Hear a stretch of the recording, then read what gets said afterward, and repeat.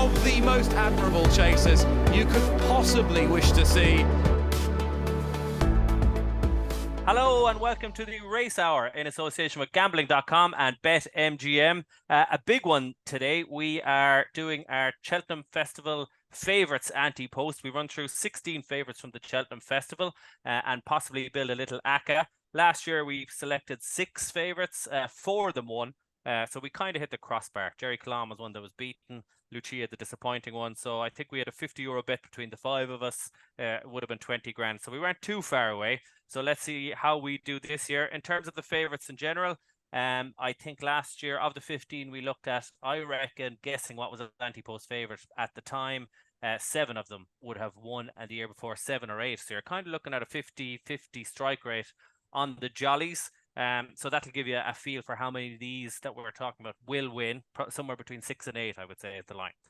We are joined today by Diarmuid Nolan, Paddy, Aspell, Darren, Hughes, and myself, Stephen Cass. Dermo, how are you doing? You're looking forward to building the ACCA? Oh, got a course, Stephen. As always, Stephen. And, you know, any few hours spent with you is always a good few hours anyway, Stephen. Yes, my wife says that. We spend about an hour together a week, and she feels the same as you. Darren, Hughes, keeping well? Haven't chatted to you in a few weeks. Yeah, so far so good. Yeah, a little bit worse for wear after the Super Bowl last night, but no major complaints. Looking forward to finding a few winners with you lads. Did you back the winner?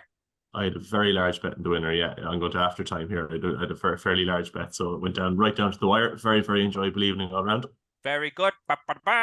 Paddy Aspell, what about you? Were you up punting the winner of the Super Bowl? Yes, I might as well be looking over a hedge now when it comes to NFL. But it's all very exciting, but wouldn't have a Scooby what's going on now, to be honest, so I'll leave it alone. Yeah. Neither would I, Paddy. That doesn't stop me. Yeah.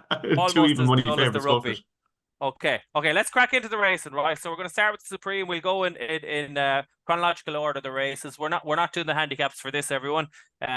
Mainly what we'll call the championship races. And the first favourite, Diarmuid Nolan, Ballyburn, 11-10 with our sponsors, BetMGM. Yay or nay? I'm going to keep this very simple, and yes, Stephen, definitely yes. Very good. Paddy, you're next on my little chart I have. Feel free to say something interesting on like Dermo there. No, I couldn't go against Ballyburn, to be honest, because, I mean, obviously he has been beaten by Firefox, but he ran a very, very ordinary RPR that day, so I do think it's forgivable. And obviously Firefox is pretty good, but the fact about this fella is he's won over 3 mile, he's won on good, soft, heavy. And an interesting Townend after Leopardstown the other day, because there was a few people put to him, oh, this horse was keen. But Townend said, no, he just carries his head in the right position, down on the floor, makes it look like he's keen. He's a lovely, lovely horse, but he showed the last day that he's not a boat, didn't he? He actually quickened, and that was a real good effort. And although he's short, I think deservedly so. I wouldn't be against him at all. Paddy, you go around the yards around England especially. I think Willie trains them all in what's called a martingale, a bungee, some people call it, isn't it? That they basically on the sand gallop, it keeps their head really low. And then you see horses like Appreciated, Classical Dream, or 2 Classic Case and Point really have their head low. So is this fella. Is that normal? Would you see it around the yards often, or is Willie revolutionary with that? I know plenty of people train with bungees. The bulk of horses will respect it. Others will actually take it on. You can make them that little bit keener. They can run harder into the bridle, but it just visually, it looks much nicer to the eye, doesn't it? Obviously, the majority of Willies that you have are bought from France, and generally that is the gig over there. They're literally born with a bungee on. But obviously Ballyburn came through the pointing ranks. But no, he does. He holds his head in the right position, and I'd much prefer one to have their head there than have it the opposite way and too proud, you know. Very good, very good, very interesting. Darren Hughes, what about you with this jolly? Yeah, no opposition here for me whatsoever. I think the second best horse in the race is confirmed a non-runner in the shape of Caldwell Potter. I think Ballyburn's form in the book is far superior to his supposed opposition at the moment. I don't like the English horse, JP's English horse. Mystical Power, I don't think jumps well enough at this stage, and I'm not sure he's as good as his performance the last day may suggest. So yeah, absolutely no opposition to Ballyburn here for me. I certainly wouldn't want to be laying him even at his current prices. Yeah, opposition looking thin on the ground. I'm going to say yes as well, mainly because of that. I don't think the English horses, especially with Django Boy being well beat the other day, It doesn't look like the English have much, and then you'd wonder, will Mystical Power go up and trip? And once that happens, it's pretty much just Firefox and King of Kingsfield to beat, and whatever else Willie tries to throw in. So bigger than even money looks very fair, I would say. So we have a yes, which is unusual. We've got one in the ACA, and we'll move on now. Darren, we'll stay with you. Marine Nationale. I wasn't talking to you since then. What did you think of the run the last day? Can you forgive him? Can I forgive him? Maybe, but it was extremely disappointing. And the reasons that look to have come to light, or that I've heard suggested in the media for people who might know more about the actual physiology of a horse more than I would, they don't sound great. According to some people, he's completely gone, and there may be no getting him back. I don't know whether it'd be as doomsayer as that, but geez, I couldn't possibly recommend anyone following him with their own cash after the last day, because if there's even a slight possibility that he might do something like that again, or that his win might completely kick in, you couldn't possibly countenance backing him at 9 to 4 or 5 to 2 or any price. And even at that, even for the purposes of this show, which isn't necessarily so price sensitive, he's going to have to be a no for me from now, even though I actually am on an anti-post also. Yeah, a no from me. And Paddy and Diarmuid, we've actually spoken to both of you on the podcast on your thoughts on Marine Nationale, so we won't spend too much time on it. But a quick yes or no? Diarmuid? Sorry, Paddy. No, bash on, Dermo, bash on. No for me. Look, I'm a huge fan of him altogether, but very hard to forgive how high his head was in the air cast. So yeah, it's a no for me. Yeah, and a no from you, Paddy. Yeah, just that didn't look great the other day, did it? And I highlighted to you guys the other day, it's just been a bit of a wipeout season for Barry Connell this time round. And yeah, that would take a fair bit of forgiving now. I spent some time thinking about the article this morning, and I just thought to myself, maybe the horse with the best engine in there is Gaelic Warrior, and he's around 20 on the exchanges, and I have a feeling they're going to go here with him. Less fences to run, less old course, turning tight. He's been second at the two Cheltenham festivals he's went to, so his record at Cheltenham isn't that bad. I think if you're getting 20 to 1 plus about Gaelic Warrior, that's the angle I'm going to take. Are they going to go right-handed this year there, are they? Well, yeah, well, you can, I think of all the horses in there, I think he has the best engine, and you're getting a huge price. So, he's already destroyed Elete Tom once. But I know what you're saying. Look, we won't get into this. We won't. No, you're right. We're on to and Dermo, seeing as you're being a pup now, you can take Constitution Hill 1 to 4. We don't. You said we weren't going to pay too much attention to price. I can't help it. 1 to 4 in what's not as good a prep of a season. What do we think, Dermo? I just still think he's way clear of State Man. Last week we were kind of talking about that new, the racing IQ stuff where they do, which is the new kind of expected goals, as Ronan Groom said. But he basically, State Man's jumping hasn't improved as much. If you look at what he's gaining over his hurdles now, he's actually not improved the whole pile. The level hasn't gone up that much. Constitution Hill hooked him out of the way last year. I do think that he's way clear of. I do just think he's way clear of him. So, as much as his prep hasn't been ideal, it's still Constitution Hill, and I still think he's a bit clear here. Okay, I remember last year looking. I listened back to some of this podcast from last year earlier, and we were saying he was 1.46 on the exchange at this time last year, which was a slightly different proposition for an ACA. He was kind of 4 to 9. Darren Hughes, you're very much a price man. The 1 to 4. Are you with it? Definitely not for me. And I'm actually going to be a no on him, I think, for the ACA in general. I don't see how you could possibly, and sorry, not that anyone has, but I don't see how you could possibly look at his prep as a positive. In fact, I view it as a massive, massive negative. There's no other racehorse who you could say going into Cheltenham off the back of one run the way he has. You could describe that as a positive. He's scoped badly in recent weeks, if we're to believe what has come from the yard. All those things add up for me. I thought Stateman ran way below himself last year. Now, he has to improve again, I would say, and probably be at his tip-top best. But if there are any chinks in Constitution Hill's armour, bear in mind, we've only seen him once since the one time he actually looked mortal, which was at Aintree last year. And that was at Christmas time this year when he was basically racing against trees. I'm not going to say Stateman is going to beat him, but I definitely wouldn't want to be taking a short price based on the season that the Constitution Hill has had. He's 1.4 on the exchanges. I still don't even think I'd want to take that price. Much less the 1 to 4 that's there in the fixed odds. So he's going to be a no from me, more in hope than expectation, but I'll be taking him on. Okay, a no from Darren. So, Paddy, it's immaterial for the ACA, but would you give Stateman a small squeak? Constitutional 1-4 is very, very short, isn't it? Well, Townend says that he's happier with him this year round. But what are they going to do different come March to beat Constitution Hill? Because we seen last year he's a good bit behind him on ability. If he has improved this year, he's still going to have to try something different to try and beat Nicky's horse because, unless they do, he absolutely kicked him out of the way last year and he's got a fair bit of ground to turn around with him. So I know he's very, very tight, but he's tight for a reason. Price-wise, he's just phenomenal horse. I've never seen anything like it. The sheer engine that he's got, I couldn't possibly go against him, albeit, that price is very, very tight. Yeah, it's the price for me. I think he's probably the best hurdler we've ever seen, and he probably will win. But 1-4 doesn't even boost an ACA that much. So I suppose for the purposes of this podcast, we'll save the discussion on whether Stateman might be able to do something for down the line. But it's two yeses, 2 no's. So we've one in the bank. It's Ballyburn, and Paddy will stay with you. Lossiemount is 8-13. For the mares. She was mighty impressive, I thought, the last day in the international hurdle. What do you make of her prospects? Yeah, she certainly was. And probably the most impressive thing about Lossiemouth the last day was just the way she went through the race. She was a lot more manageable for Townend, wasn't she? And so therefore, the amount of ability she has, she's saving petrol all the way. She's only just turned 5, Lossiemouth, unbelievable, really. And off the back of what we've seen the other day, Townend was at pains, even jumping the last, trying to slow her down, lads. It was just incredible. So, no, again, I wouldn't be against her. But what price do you have here in for Lossiemouth? 8-13, Paddy, with our sponsors BetMGM. So yeah, in or about 4-6. It'll boost your ACA all right. Would you be happy at that price, Paddy?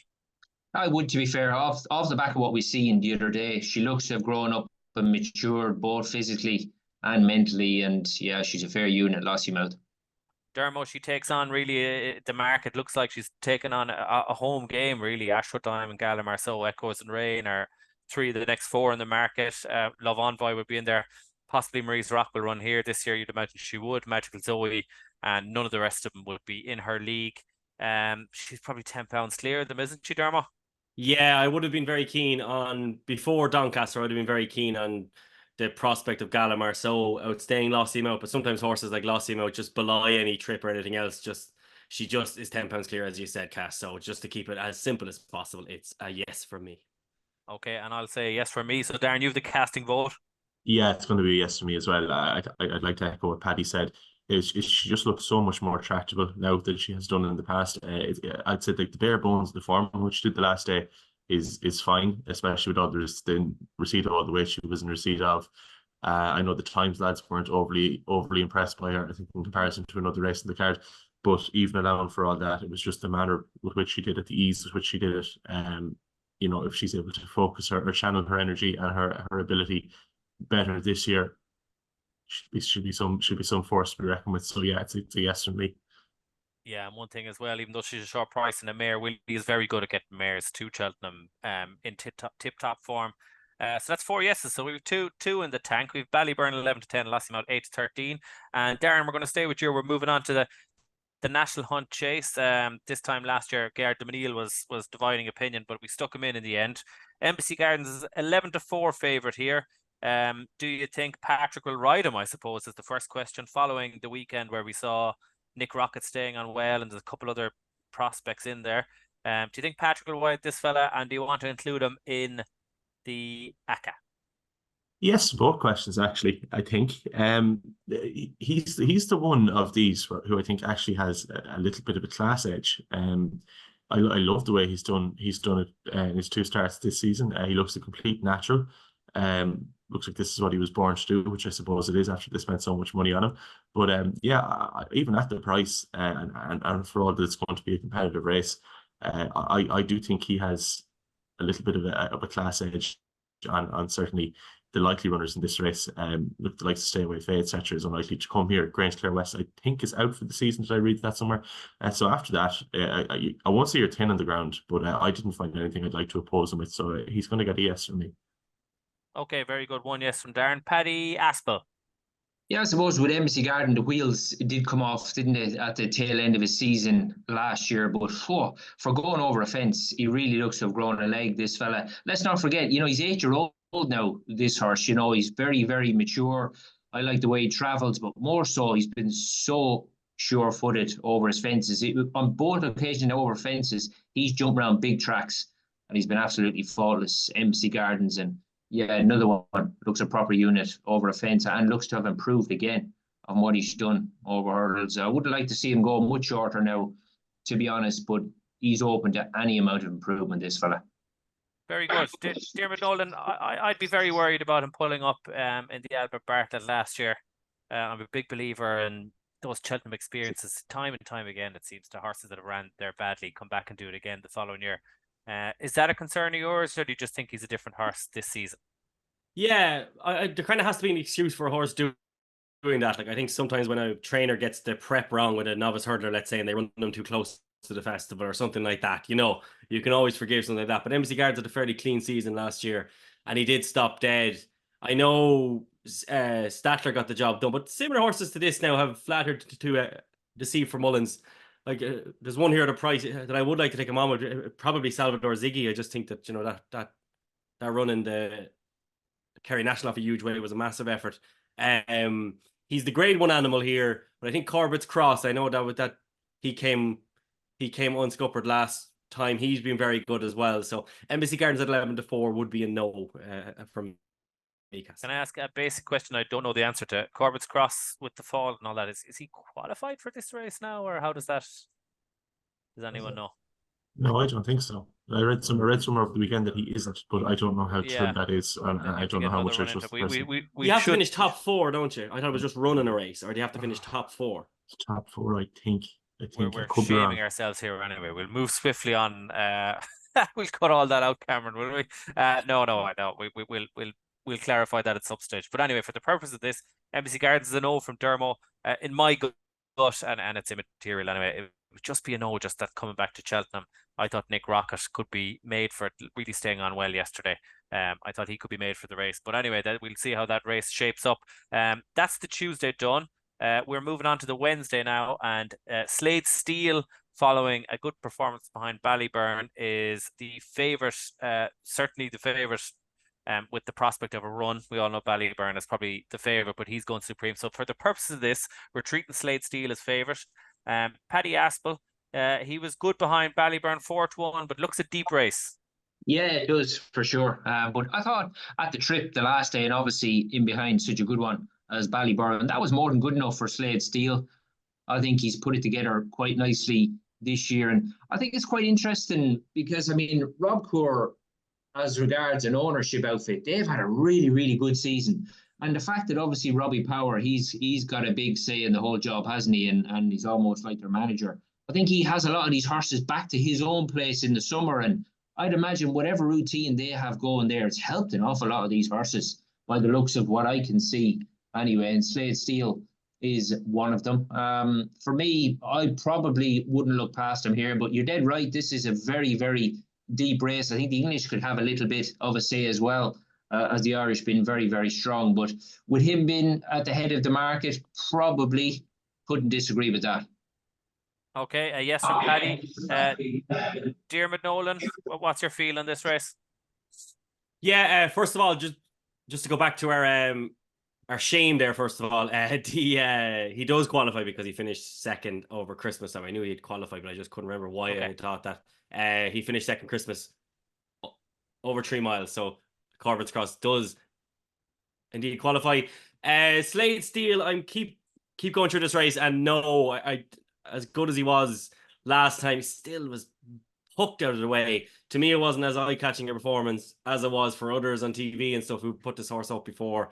I know there's fierce excitement about him, and he does seem to be a good horse, and Hamid Abraham thinks the absolute world of him, but Ballyburn still poked him out of the way. I wasn't as taken by it as other people were, so it's a no for me, Cass. Okay, very good. The only thing with them, Henry does tend to leave a lot to work on in their prep run. Like horses tend to improve leaps and bounds, so it was quite a good run in that respect. Darren, would it have been a yes or no? Definite no for me. Nothing against the horse himself specifically per se, but there's a lot of question marks on this race. I mean, like Ballyburn is still like a single digit price in the exchange for this race. So I mean, if he was to run here, I would say Sled Steel has next to no chance of overturning that form. You could have Mystical Power coming up and trip. That would change the shape of this race. I like reading Tommy Wrong. I think people are sleeping on him and that run the last day. So all those things combined together, I couldn't have Sled Steel at the prices are in general. So it would have been a firm no. Yeah, 100% agree with you there, Darren. There's a lot to take shape in this race. I think Ballyburn, surely it's nailed on. He goes supreme Oh because yeah, I think so too. I think so yeah, too. But if there's because even this this race type, looks so good, that kind of way. That's nearly yeah. why I think. Yeah, very good. Okay, well we move on to the Brown advisory. Dermot, I don't think we've gone to you first in a little while. So for the purpose of this, we're going to say that Stay Away Faye is the favourite. He is in the exchanges, 7-2 at BetMGM. We're going to presume Factor File goes for the Turners. So Stay Away Faye, Paul Nichols on the Wednesday. How do you feel about him, Dermot? I think Monty Star beats him. Cass, we've been going on about this for ages. I'm not going to explain to you why again because I know that'll only sicken you. So I don't. It's I a was definite. listening, Dermot. I was listening to last year's podcast to remind me what the hell we were doing today, and you were harping on about Monty Star again, and I was even slagging you at that stage for going on and on about it. So, oh my Exactly, You'll be exactly. So in look, an old folks home in your I'll day, just, Dermot. Still just talking about Monty Star and that it'll other be him and fucking Pat's horse. Fancy. I'll just Yeah, keep that's the saying, one. Pat's Fancy. Yeah. yeah. But yeah. look, so no, I even just kind of come back to Stay Away Faye. I wasn't as taken by the effort either in the.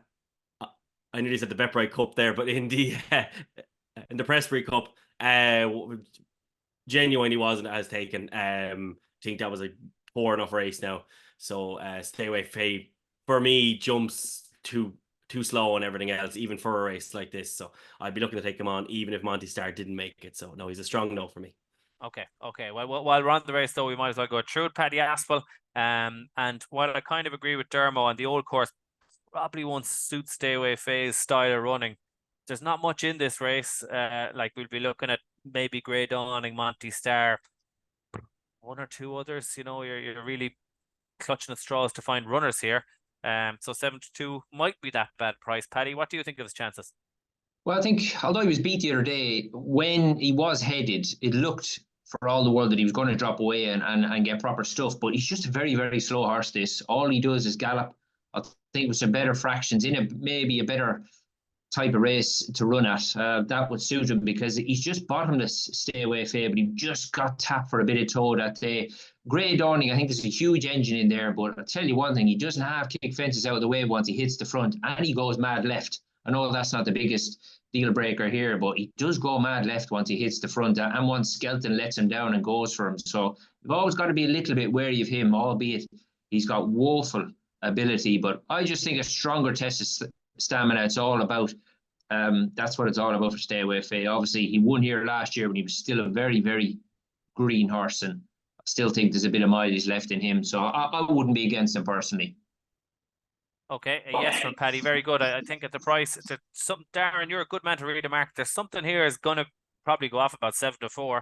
I'm not quite sure what it is. Is it Stay Away Faye? So is he a good proposition at 7-2 here?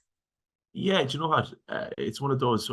There's every possibility he could go off like a ludicrously short price. So if that's your crack back to lay or get out of him on the day, I actually think he could be the one because looking at this is going to break up pretty badly. I suppose in a more holistic view of the horse in general, I'd like to have seen him win the last day. I thought a real good novice would have won that race. I don't think there was a huge amount of strength and depth to it, but I don't know how relevant that is in the context of the actual Brown advisory. I don't know, is there an option for maybe on this podcast? But I think I'd be in very narrow no, but I could very easily be swayed yes, because purely from a price perspective, I could see him going off quite a bit shorter in the day. I don't think Grey Dawning is going to surpass him in the market or a Monty Star. And by the time all is said and done, you could literally be sitting on a 7-2 and on a 13J 7-4 shot here. Yeah, I think that's the shape it's going to go as well. But it's a kind of a squiggle from Darren, a yes from Paddy, a no from Dermo. And I'd be kind of a squiggle as well. I think you could put him in at 7-2 if you want, but we don't have to make the choice because Diarmuid's already said no. But I think the old course just might be against him. Champion Chase, then the highlight of the Wednesday. Paddy Aspell, El Fabiolo. Can you keep belting him and winning? I said to you guys here the other day, boys, about El Fabiolo. I think he's probably got enough miles on the clock now that he knows just how far he can push it as far as the fencing goes. And, you know, he's just got such power from behind. He does get away with it. And the thing about this fella is he's crafty enough that he never gets the hind end up too high. If he was getting that hind end up, he'd be on the floor by now. So he just finds a way of getting a leg out. And he's probably a little bit numb, you know, that type of way. That's why he's so good, because a mistake doesn't bother this fella. He's straight back into his stride and he's away and gone. 1-2 is tight enough considering what he's taken on here. But I'm struggling to see what I could nail down properly to beat him. Obviously, that was better from Edwardstone the other day, and that was just good to see Edwardstone winning a race again. And I was very impressed with how straight up Alan King was after. Like he didn't try and dress it up, did he? He just said he'd gallop the guts out of these horses again. They just weren't fit enough. And although the race fell apart in behind Edwardstone, that roundy jumping he put in the other day was sublime. He had them absolutely murdered from a good way down. I know he's 10-year-old, but the fact that that just widens the window for them how they can ride this horse, because at no point was he doing too much under Tom Cannon the other day, and he fences well enough to get himself out of trouble, even if he is a little bit keen. He could be an interesting one at a huge price simply because he's got so much previous around there. But as far as winning goes, I couldn't see him getting past the younger legs here of El Fabiolo.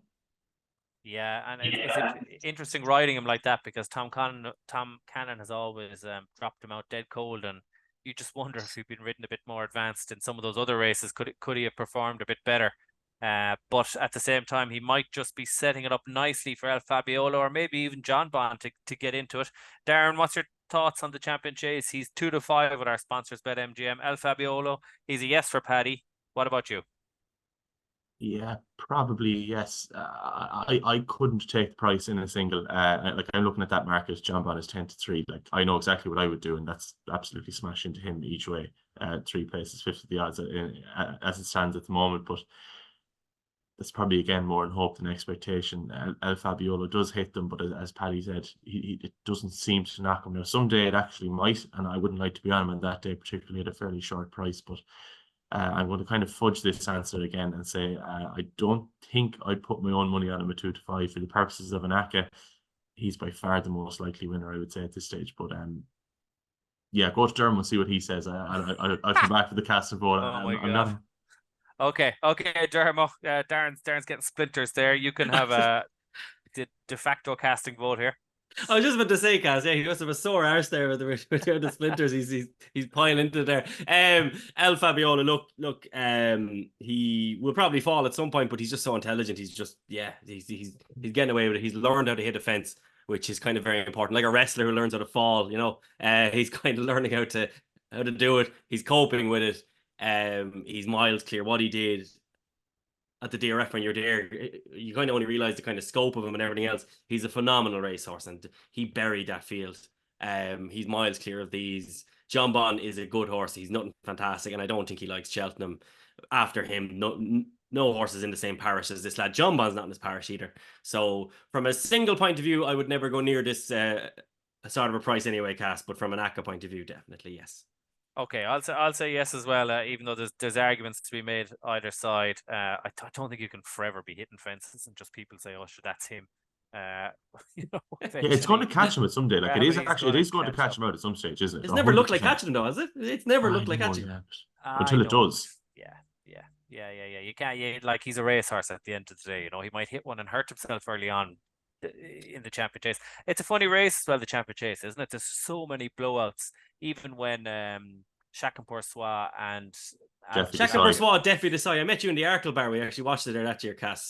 They all came out. Chacun Persois, Defi Desai, and Altior came out on the Sunday. On the Monday. Chacun Persois came out in the morning. The morning of, with a stone bruise. And Defi Desai was beaten because the reason I know that was Cass back that a little long and a dirty each way, yeah. Oh yeah, I forgot about that. Thanks for that, Dermot. No worries, Cass. No worries.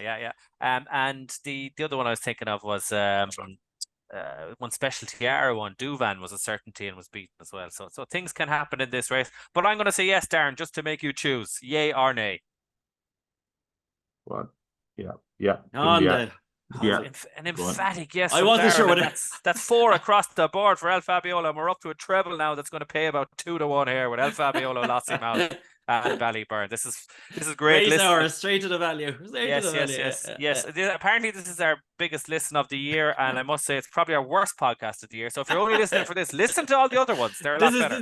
This is so consistent though. Every time Cass has done this podcast, he spends half it saying about how bad a podcast it is. Well, yeah, I'm hosting it this year, so I better book up my ideas. And we're going to move on now to the Turner's Novice Chase. Paddy, Dean Ryan, we'll give him a mention here, his favourite horse. If you were on the WhatsApp of myself, Dean and Dermo, you would be bored to tears listening to Dean Ryan talking about Factifile. I'd say on the hour, every hour, he's a reminder to send us a message. It's actually, it's excruciating, but he's 6-4, which actually seems not bad a price, Paddy. How do you feel about Factifile in the Turners? Is he as keen on him as what Willie is? Willie's fairly fond of him as well, isn't he? Yeah, very rare you hear Willie speak about an unexposed horse like that as well, isn't it? Especially when he got the name of JP's other thing wrong the other day. Mystical Power. Mystical Dancer, he called it, wasn't it? Mystical Dancer, yeah. Yeah. That's right. So I think Factifile is certainly one of his favourites for sure. And I mean, look, obviously your man Frank the Form at Navan yesterday, but he loves Navan, American Mike, where he turned him over on debut. But to be fair, Mark Walsh, I don't think entirely put the foot to the floor that day when he knew he was going to have to bust him on debut to try and win. But since then, he's looked very good. I'll tell you what I was most impressed with the other day was how much boot he showed throughout the race, because he went up sides, didn't he, when they went down the back, and Mark Walsh took him back again because, he just got competitive and he got racing, and yeah, he had a little bit of a dive at the last. He took his eye off it a little bit, but yeah, huge engine. Round about 7-4 is probably fair on what he's done so far. But similar comments again here, Cass. You might look at his price and cribble a little bit, but then you've got to root out something in the lineup there to what's actually going to beat him, and I think it's pretty tough. Okay, Paddy, you're a positive man. I'm looking down through our list. I don't know how many races we've done, but you've only got one no for Marine Nacional and all the rest yeses so far, Paddy. So you'll be building a few 12-folds and 13-fold accumulators on the back of this podcast, I'd say. Dermo, Factifile, 6-4. It's looking like it could be a woeful race, actually, when you look at what's going to be in the field. And the same with the 3 mile. Mother God, we could do it a 3-day festival. But anyway, Factifile, Dermo, yes or no? Factifile would be a yes, actually. Like, I used to not mind Tottenham until I met Dean Cass, and then he really turned me off with how bullish he is all the time. It just made me really turn against Tottenham. And it's the same thing with Factifile. How bullish he is about Factifile really makes me want to, like when you say anything, I try and prove it wrong. It's kind of like that now with Dean and Factifile. And but I can't. The race is as bad as the other 2 races are. This Turner's could be absolutely terrible. And as little as he's done so far, potentially, when you actually break down what he did the last day, I rode to Cheltenham last week, and he did actually fly along that day. He did do a lot. So as far as the Turners goes, I think this has to be his race. It's such an easy penalty kick, and there's a serious argument that 6-4 could well be a quite decent value if you knew that he was definitely going here. Yeah, Darren, I would say you're a man into prices, a man into times, I believe, and the times boys and the algorithms are going to have this fella odds on the day, aren't they? Shaker 6-4, he goes off about 1-2 and wins half the track. He'll win the length of the straight. Yes, He's absolutely exceptional. He's absolutely exceptional. There's going to be nothing that's going to take an extra now. He won't be 1-2 anyway, you maniac, but he will be odds on. I don't know. I don't know. Turn your camera around there, Darren. Will you? Is Dean there with a handgun? He's not. No, I don't know, lads. I'm looking down to this. I suppose that obviously his price will depend on what shows up, but he is going to be much shorter on the day than he is currently. Provided he runs here, I wouldn't put anyone off taking the 6-4. Yeah, I think the mighty American Mike, if they can get him right again, could give him a rattle, because I think this is his trip, and he's 16-1 on Run No Bet. There'd be nothing in this race. You'd probably have Ginny's Destiny, and you're struggling to find winners. If Hiroko makes it, he'll go there. Will Grey Dawning be switched here? That's a possibility. American Mike, and beyond that, my God, you can't even find any runners. So that's what I'm saying. So when you can't find a Yeah. runner here, he'd be a very, very sharp price in the match against Ginny's Destiny. Or obviously it won't be a match, but you know what I'm trying to say. He's I going do. to come off a little bit short. He is going to go off 8 to 11 or maybe shorter. So I would think at 6 to 4, we'll put him in the ACA. I'd be keen to maybe take him on the day, because he's only really beaten 2 fields that have fallen apart, if you're not a times man, which I'm not. But there he goes in. So we have Factofile, El Fabiolo, Lossiemouth and Ballyburn in at the moment. And we're moving on to the Ryanair on the Thursday. Diarmuid Nolan, Banbridge, one of your favourite horses. So you're probably going to be a yes. Oh God, yeah. Good ground obviously is the kind of problem here. So like from an ACA point of view, consider we won't be putting a whole pile, he's a definite yes. But from absolutely ploughing into him like I want to, he wouldn't be that just yet. He does seem very, very reliant. Although the funny thing is that they pulled him out on ground concerns last year at Cheltenham, and he probably would have got his ground actually with the way the weather went through the week. He'll take an awful lot of stopping here. I was all over Stage Star in my thought process. Like I hadn't backed him anti-post or anything, but I was kind of big on him after what he did in the Paddy Power. And then when Banbridge, I put him up here obviously, but like what he did that day at Kempton was very impressive. He put Big Dory away. He'll come on for that. He's won at Cheltenham before twice.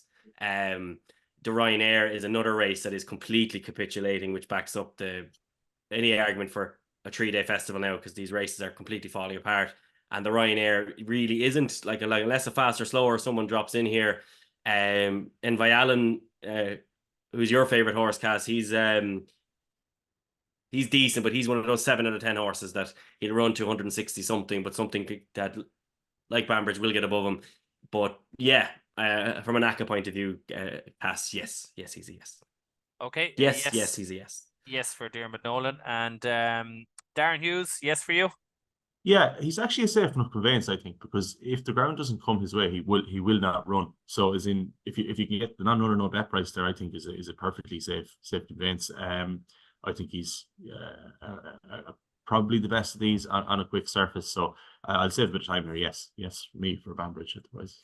Yeah, and with BetMGM, who are not outright anti-post, but they are not running a bet on some of the championship races, I think. So Yeah, So they're 5 to 5 2. to 2, not running no bet. Yeah. 5 to 2, not running no bet with BetMGM on this one. So I will be a yes, because it's a proviso that you're getting the ground. I'd probably be 2 to 1 or shorter. Paddy, a yes or no for you on Banbridge? I mean, obviously he is very ground dependent, isn't he? But if he does get his ground, at this intermediate trip on decent ground, he is a grade 1 horse, isn't he, Banbridge? And for his age, 8-year-old, he hasn't got a huge amount of miles on the clock, and because he ran Kempton at Christmas time, he's going to come here a pretty fresh horse, isn't he, Banbridge? So no, I would be against him, Cass, but one I thought that was worth a look at a price simply on what he did at the weekend. And Nichols said that he was really, really just going to tune him for this race, was Hitman. I know he's a bit of a Marmite horse, but he's got the ability to really, really travel deep into this race. Yeah, if it comes down to a proper dogfight, he's not maybe one that you want to have on side, but he's so classy. And the way he travelled into that race the other day at Newbury, I just think if he was to get similar ground as to what Banbridge wants come Cheltenham, he could run a big race here and get involved at a huge price, Hitman. Very interesting one for one at a big price with a shout for Paddy, but it's a kind of a yes across the board. So we've got 5 into the ACA, and we move on to the Stayers Hurdle. News coming out this morning or last night that Gordon Elliott's thinking about running Irish Point in the Champion Hurdle. Rob Corr keen to separate them. So Tiupu is the clear favourite now at 3 to 1 with our sponsors BetMGM. Paddy, will stay with you. Tiupu, he does seem ground dependent. Would be the worry with this fella. Yeah, I think to be at his absolute best, obviously he's very, very good. But to be at his absolute best, I think he really copes with actual winter bad ground. Tiupu. I mean, the thing about Elliott, I have noticed a good bit with him this year. He tends to, he likes to put a bit of a spanner in the works in these interviews, especially when Gary O'Brien's interviewing him. I think he loves to wind Gary O'Brien up and chucks all sort of races and names into the fold. But yeah, this Irish Point one is interesting that they're going to go a Champion Hurdle route. Obviously they're from the same outfit, so maybe they don't want 2 real good ones eyeballing each other here. But no, I think Tiupu is pretty solid. Again, though, Cass, wouldn't like to see his price go much tighter, because I think this is a reasonable race. Monkfish looked pretty good, didn't he, the other day? If he comes here, I know he's 10-year-old, but obviously he's been very, very fragile. So he's another one, pretty fresh horse, Monkfish, if Willie rocks up here with him. But yeah, I think Tehupu, but just spoke about Banbridge, he needs better ground. Whereas this fella, they're going to be wanting some different weather for him. But if it does come, he'd be very, very difficult to beat in the stairs, Tehupu. Very good, Paddy. Darren, Hughes, your thoughts on Tehupu in the stairs? Yeah, I actually think there's a case that can be made for him. I don't think this race is any deeper than it was this time last year. And what we must bear in mind is that he had a prisoner of war, Davy Russell, hanging off him last year, who probably shouldn't have been riding, if we're all being completely honest. And, if there was a one beside his name instead of the three that's there currently, I actually think he'd be a much shorter price, when really the only difference between the two is 3/4 of a length, which isn't a whole pile. With that said, obviously he is ground dependent. I don't believe that Irish Point will run the champion hurdle. In fact, I don't think there's any chance of that happening, to be brutally honest, regardless what Gordon might say on the television. So I think he's actually a pretty decent price based off the back of that falsehood. But I'm going to be a no on Tehupu, but I can see the argument that could be made for him. I wouldn't be as against him, maybe some other people might be. Yeah, on yielding or better ground, he's raced 5 times and been beaten 4 times. One of those he finished 9th to 10. One of those he finished 6th to 6th of 6. And he was beaten in a Punchestown over 3 miles by Classical Dream as well, when he went off favourite on good ground. So he does seem hugely ground dependent. So I'd be very reluctant to put him into any anti-post ACCAs, when he'd probably be 2-1 in the day, even if he gets his ground, which he got last year and was beaten there. But Nolan, but you're a big fan of this horse. A big fan of him, but I'm also Noble Yates would be the one that I'm on anti-post, but I would still see Tehupu as the most likely winner, let's say. But we need some sort of a weird act of God, though, wouldn't we, to get the right ground for Tehupu and then for Banbridge before it. So we'd need some sort of a really freakish monsoon type rain there for about 35 minutes between those races. He would be a yes for me, Cass, but it doesn't matter now.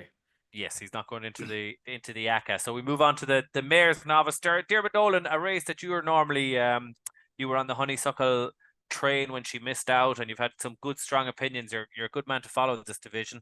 Jade de Grugy is 9-4. Is that a good price? Tell us. So I'm on her slightly bigger. I do really, really like this mare. I thought Brian Hayes gave her a screamer ride the last day. I thought that race was okay. I'm going to stop you there now. Go on. What price? Our new listeners want to know, so you can trump it. What price are you on it? Only at 7s, like nothing extraordinary at all. Okay, 7-1, yeah. No. Oh God, no! I've nothing to be shouting and screaming about here at all.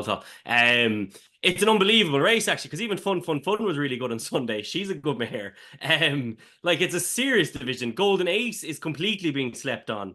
She was so good last week. So the front 5 minutes, this race, even Queen's Gamble would not shock you if Queen's Gamble came and won this race.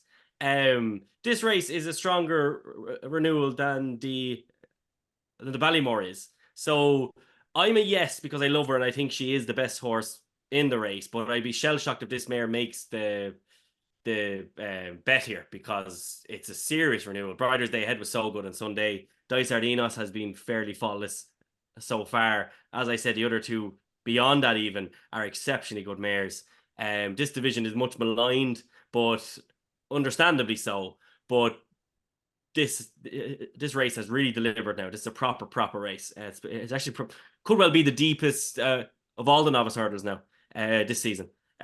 So I'm a yes, but I'd be shell shocked if everyone else is as well, I guess. Yeah, no. He's at his house. Yeah, sorry, I'm just getting onto the men in white coats there. When you think that this is better than the Ballymore or the Bearing Bingham or whatever you call it, they'll be on the way to collect you soon, Dermot. Don't worry. It's a better race than the Bearing. Yeah. Well, no, we're all here for you, and we'll support you through whatever. I'll alert Sean. Was that a yes anywhere? Or no, I didn't even stop listening. Yes. Is a yes. Okay, Paddy Aspell, one of the greatest novice hurdles ever ran at Cheltenham, but can she do it at 9-4? I think this is wide open. I don't think I'd have her as short as that, Jade de Grugy. I think the English have got a really strong hand here. Dermot's right. I know you can't read anything to what Dysart Enos did the other day at Doncaster. That was a non-event, but she's very, very classy. She's got a real good cruising speed. The way she goes through races, Dysart Enos. And I know this would be a big one. Wouldn't be any surprise at all, lads, to see Paddy Brennan retire on a Dysart Enos winner here, because he has just been dropping a few hints lately that he hasn't got much longer left to go. It would be Fergal O'Brien's first festival winner as well. We all know how helpful Fergal O'Brien has been to Paddy in recent years. So this could be a proper story here. And I think she's a very, very classy mare. And I'm going to have to agree with Dermo, Cass. Honestly, I think this is one of the races, deepest races at the festival. This because the mare he mentioned, Golden Ace. I mean, Jeremy Scott, he's not just some old farmer who trains down in Cornwall. He's a very, very capable trainer. And this mare's form is really starting to tie up together, and she looked pretty smart last week. She's very, very interesting. But I think Dysart Enos, this will be, I would imagine, without a doubt, Fergal O'Brien's strongest chance so far of winner at the festival. So we're giving a no then for Jade Grugy from you, Paddy, due to the strength of the race. Would that be my correct assessment there? Yeah, that's the way I'd be looking at her, Cass. Very good, very good. Darren Hughes, do you want to have a word with Dermo after the podcast, or will I, or how do you want to take it forward? Paddy's in this as well. He said it's one of the deepest races as well. So yeah, yes, two of us in this. His head is long gone. He used to ride horses for a living, so he's certified fucking mental. You, on the other hand, should know fucking better. But anyhow, a load of 130 horses. Yeah, honestly, it is a decent race. Don't get me wrong, and I'd say, like, yeah, absolutely, no doubt about it. I think I'd probably be a yes, Jade Grugy. I think she's been wildly impressive in both of her starts to date. The mare yesterday was good, but like that was 2 miles 5 on very heavy ground in Navan. Like, this is a different proposition here altogether. 2 miles 1, admittedly on the new course, but like it's very, very different to what she ran in yesterday. And it's not, I won't say it's a close backup, like it is a full month away, but I think on balance I'd probably prefer what Jade Grugy has done to date than Brighter Days Ahead. But it there wouldn't be a huge amount in it. I do respect the English challenge, but fundamentally I take the view that the form tends to be weaker that side of the water until proven otherwise. So yes for me, not that it matters now anyway. Yeah, and no for me. I thought she looked a bit slow the last day. Looked a bit of a grinder, and you'd wonder 2 miles if it was better ground and a bit of a cavalry charge. Could something come from the clouds and do it for a turn of foot? Not that it matters, as we say. And we move on to the Friday and the Triumph Hurdle. And Diarmuid Nolan, we'll go first again. Give you a chance to redeem yourself here. The Triumph Hurdle, one of the deepest Triumph Hurdles in years, of course, better than all the other. This is better than the Champion Hurdle and better than the World Cup as well, yeah, I think. This fella would be winning the Champion Hurdle probably on the bridle if he was there. He's 4-5, Sergino with our sponsors, BetMGM. Diarmuid Nolan, first again there. What do you think of Sergino versus the field? Versus the field, I'd be yes. I didn't think the spring juvenile hurdle was anything special at all. I don't think there's much here at all. The only one maybe that could come out was the horse that finished second to Sergino over in France, maybe Salvador Mundi, maybe, but I don't think anything there from Cargis, etc. I don't think any of them are going to improve enough to get to kind of what he did at Cheltenham. I thought it was very, very good. Also with Nicky Henderson, he had a bit of a glint in his eye about this lad. So he would be a firm yes for me, Cass. Okay, one yes. Darren Hughes up next. Yeah, I wouldn't want to be laying his price at the moment. No way. Definitely yes for me. Very good. Paddy Aspell? Yeah, I'd be with him, boys. There was a big difference, big upgrade in his hurdling from first to second runs. And I mean, he is just an absolute unit, isn't he, for a juvenile Sergino? And he was good on the clock, wasn't he, at Cheltenham? One that's got a fair bit to do at the numbers, but I think he is a horse on the improve, and he will go under the radar a little bit, was Nichols' horse, Liari, round about 16-1. He's definitely progressing. He's going to have to progress. I need a personal best. But I thought he could be one at a bit of an each-way shout. But yeah, Sergino, he looks very, very solid. Very good to me for 7 barrels. Very good, very good. Look, I'll say yes as well, just to throw another one into the mix. My own gut is I wouldn't want to be taken out on about something on a buzzy Gold Cup day, a juvenile. But look, he has looked awesome, and he does look a little bit ahead of the field. So we'll put him in, and we'll give our 5th yes to Sergino. Diarmuid, you're keeping track of these. I hope you have them totted up somewhere. And Paddy, we'll go to you first for the Albert Bartlett. High Class Hero is our 6-1 favourite for the purposes of the pod here.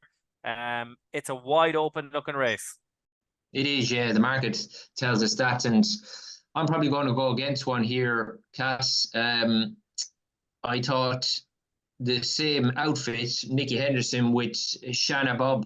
It's interesting. Nicky's often gone down this same route with his Cheltenham horse. He starts them off at Plumpton for some reason, and he started this fella off there. And to be honest, he looked a very slow horse going around Plumpton, but he managed to get the job done better again last time. I would say that they haven't dipped the tank very deep with this fella at all. I'd say he's got an awful amount of ability. Shanna Bob obviously cost a right few quid for the Donnellys, but he's looked pretty okay in 2 hurdle runs so far. But I'd say there could be huge performance in this fella, and at the prices, I'd certainly be leaning towards the likes of Shanna Bob for another Nicky Henderson winner here.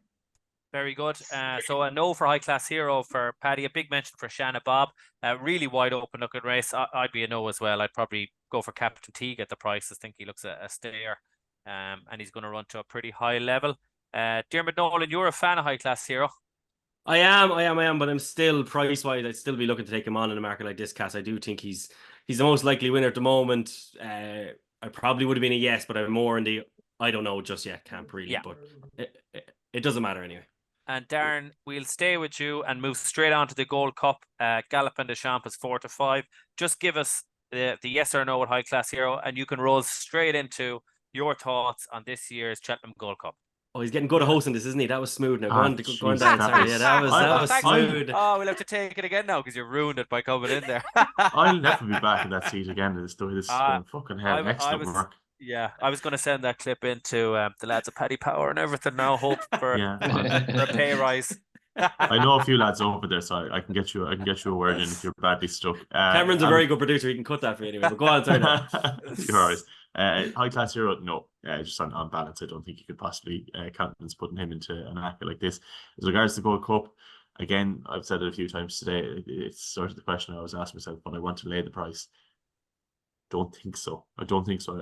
I could be swayed either way. It is short, and he's had 1 or 2 hard races this year, but I don't think that's necessarily an impediment. Like as in horses running 4 times in the year, it shouldn't make any wild difference to their chance in a race like this. I don't think I'd want to lay the price, so I'd be in favour of including them here. Albeit, as I said, it would be the most bullish shout I've had all day. Very good. Diarmuid Nolan, Gallopin des Champs 4-5 for the Gold Cup. Would you be including him in your ACAs? Yes, I would. As much as I'll be finding each my angle against him, his immediate market rivals, I don't feel can turn that form around. Fast or slow, Brave Man's Game, etc. Long Press is somebody who could improve, but him going for the Ascot Chase really turns me off him now. That's too close to Cheltenham, in my opinion. So Gallopin des Champs has taken his racing very well this season, keeps winning, and I think he'll win again. Very good. And Paddy Aspell? Yeah, he is taking a fair old chunk out of the market, Cass, isn't he? But I think on what we've seen of them last 2 performances, now that they are just riding him to his strengths, he's killing the opposition in behind. I thought maybe the last day, because Fast or Slow was jumping quicker than him at his fences, I thought they might just have tried and rough Gallopin des Champs up a little bit rather than try and beat him for speed, because he's been able to set his own fractions in front town end, and it looked a very simple job in the end. So off the back of that, Fast or Slow can't jump any better, so unless they're going to turn this into a real maul, I can't see him getting any closer or certainly beating Gallopin des Champs. So no, I think he's right back to his best here, and obviously it's coming at the right time as well, so wouldn't be against him either. I'm sorry, but I'm going to say no and veto that one. I just taken an odds on about a horse in the Gold Cup. I'd nearly wouldn't do it without Cato Star, never mind Gallopin des Champs. His jumping has been sticky at times, including at Leopardstown the last day, even though it wasn't too bad. He's had 4 runs since he won the Gold Cup last year. 1 exceptional, 1 good and 2 bad. If I'm sitting in the pub on the high stool in the Friday the Gold Cup, which I will be, and I can lay it, this horse at odds on, I would. So just my natural awkwardness is going to say no to him. So he doesn't go in for me. Just the record of Gold Cup winners going back to back. I know it seems to be a bit easier in recent times, but you never know how if he jumps sticky early on in the race, which he can do often. He could get out of his ground. He could get bumped. There's a lot can happen in this race. So I'm going to say no, just on a gut feeling as much as anything else, even though, of course, on his day, he's the best horse in the race. But no thanks, any horse, odds on the Gold's Cup. And then we move on to the Mare's Chase, which is our final one of these 16 races. Dino Blue is the evens favourite. And Darren, I haven't come to you enough, I'd say, first. So we'll give you the first shot at the last race. Jesus, I could have done without you coming to me first here. I'm going to say yes. But again, I could be swayed. I could really be swayed on this. Allegory Devassi, I think, is too short based on what she did yesterday. She's far too in and out to be taken up as much as the market as she is. After that, again, it's more the lack of depth than anything else that has me swayed towards a yes. I think Dino Blue is a much better mare than Bride's Hill. It's a much better mare than Muscada. Obviously, being geared towards this race all season, like, I don't think she'd be wildly out of place in a champion chase, never mind this race. So, while my natural inclination tends to be to take these on, I think I'm going to side with her again, just due to a lack of strength and depth. Okay, a yes from Darren Hughes. Paddy Aspell will come to you next. She's rated 159. It's a pretty high rating for a mare. She's definitely going to take a lot of beating. I think so. She was entitled to take her place in that race the other day, where I thought she ran a race and just came up that little bit short. But I mentioned to you guys last week, she really has been putting it together over fences this year, Dino Blue. And I didn't honestly think she'd be as short as what she is, but probably it's deserved. Allegory Devassi, she's a bigger specimen, but it's just relying on her to put it all together on the day and keep her jumping together. The engine is huge, but I think the more solid one here is Dino Blue. But you're obviously having to take a good bit shorter price. Yeah, and you'd even wonder, Diarmuid, will Limerick Lace show up with the connections? It's not the strongest looking Mare's Chase ever, though I suppose it never is. There's normally 2 or 3 runners. Even money against that field. How do you feel about it? I'd be looking to take her on 9 times out of 10, but there's nothing there to actually take her on with. Like, I would have been all over Halka to have her had she been here, obviously, but she's had a race-ending injury. After that, really, Allegory Devassi was probably in the prime of her life last year when Impervious saw her off. Limerick Lace, I don't see her going. Bride's Hill is good, but she's probably not up to Dino Blue. I'd love to take her on because I think 2 miles had really unlocked an awful lot in her. I'm not sure even this trip, but last year at Cheltenham she did handle 2 mile 4 fine. Long answer, and a way of saying yes. I'd love not to be, but yes, it is. I think at the price I'll be a yes as well. There's one horse in here I think that if she puts it together, Harmonia Maker, she's an absolute weapon when she's on a going day. She's a mentler, isn't she? She's a mentler. She's just, she's 4-1 to be on a going day. She was so good last time. She was brilliant last time. And even then she's a bit defined. But if she gets a rhythm in front, I think she could have a lot of these in trouble, but mainly not Dino Blue, who's a class above. So I think that leaves us, Diarmuid, if you can do the maths there while I run through the horses. I think we got 2, 4, 6, 7 horses, one more than last year. I don't think it's as emphatic as last year, though, for some reason. But the horses are Ballyburn, Lossiemouth in the Mare's Hurdle, El Fabiolo Champion Chase, Factophile in the Turners, Banbridge in the Ryanair, and that one is non-runner, no bet. Sergino in the Triumph at 4-5, and Dino Blue, even money. So what does our 7-horse Accum come to? 140 to 1.